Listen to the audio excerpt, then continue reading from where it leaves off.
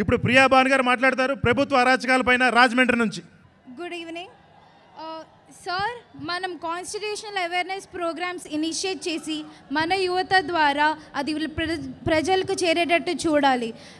Fundamental rights importance గురించి పీపుల్కి ఇంకా ఎగ్జిక్యూటివ్ పీపుల్కి కూడా తెలిసేటట్టు మీడియా హెల్ప్ చేయాలని కోరుకుంటున్నాను. మొన్న మన వైజాగ్లో నోటల్ ఇన్సిడెంట్ గురించి అందరికీ తెలుసు. మన ఎగ్జిక్యూటివ్ పీపుల్ ఎలా బిహేవ్ చేశారో కూడా మనకి తెలుసు. ఆయన నేరస్తుడు కాదు, ఎకనామిక్ క్రిమినల్ కాదు, మీలా నేరాలు ఘోరాలు చేయలేదు. కానీ ఆయనని నిర్బంధించి ఆయన రైట్స్ లాక్కునే హక్కు మీకు ఎవరిచ్చారని నేను ఈ గవర్నమెంట్ని, ఈ యువశక్తి స్టేజ్ మీదగా ప్రశ్నిస్తున్నాను.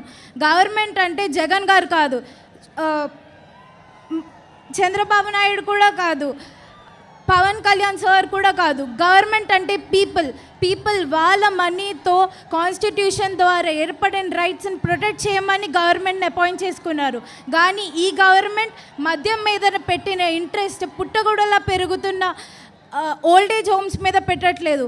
గవర్నమెంట్ అపోజిషన్ ప్రచార రథం కలర్ పైన ఉన్న ఇంట్రెస్ట్ కోవిడ్ టైంలో గవర్నమెంట్ హాస్పిటల్ ముందు చనిపోయిన జనాల మీద పెట్టలేదు.